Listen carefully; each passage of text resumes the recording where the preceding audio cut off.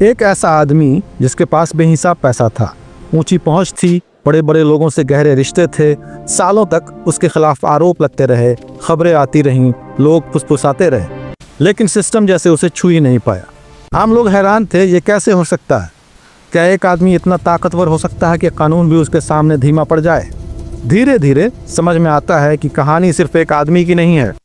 असली कहानी उस सिस्टम की है, उस सोच की है जहां पावर किसी के सामने जवाबदेह नहीं होती। जब सत्ता के ऊपर कोई नैतिक अदालत न बचे, कोई ऊंचा सिद्धांत न रहे, कोई सामाजिक रोक टोक काम न करे, तब इतिहास बार बार एक जैसा सीन दोहराता है। चेहरे बदल जाते हैं, नाम बदल जाते हैं, लेकिन पैटर्न वही रहता है। आज एक एपिस्टीन है, कल कोई और होगा, और शायद और ज़्यादा प्रभावशाली, और ज़्यादा सुरक्षित, और भी महंगे वकीलों के साथ।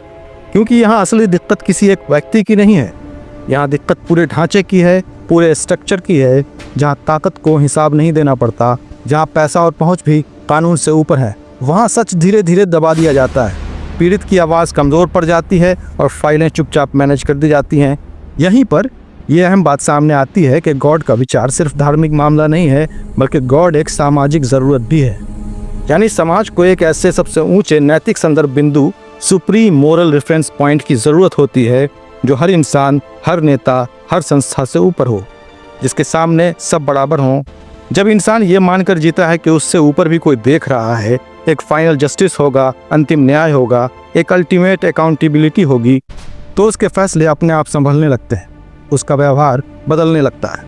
कानून से बच निकलना कभी कभी मुमकिन हो सकता है, लूप होल मिल सकता है, लेकिन आखिरी जवाबदेही से बचना मुमकिन नहीं।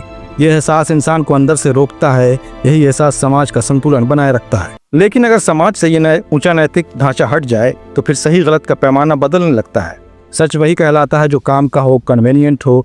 मोरलिटी कोई नियम या प्रिंसिपल नहीं रहती, बल्कि एक सौदेबाजी या निगोशिएशन बन जाती है। इसलिए गॉड सिर्फ आस्था की बहस नहीं है, ये समाज की बनावट, सोशल स्ट्रक्चर की बुनियादी बात है। जहाँ ये एहसास जिंदा रहता है कि आखिर में जवाब देना पड़ेगा, और जहाँ ये जवाबदेही का एहसास होता है, वहाँ सत्ता सीमित होती है, और जहाँ ये एहसास मर जाता है, वहाँ सत्ता बेलगाम हो जाती है।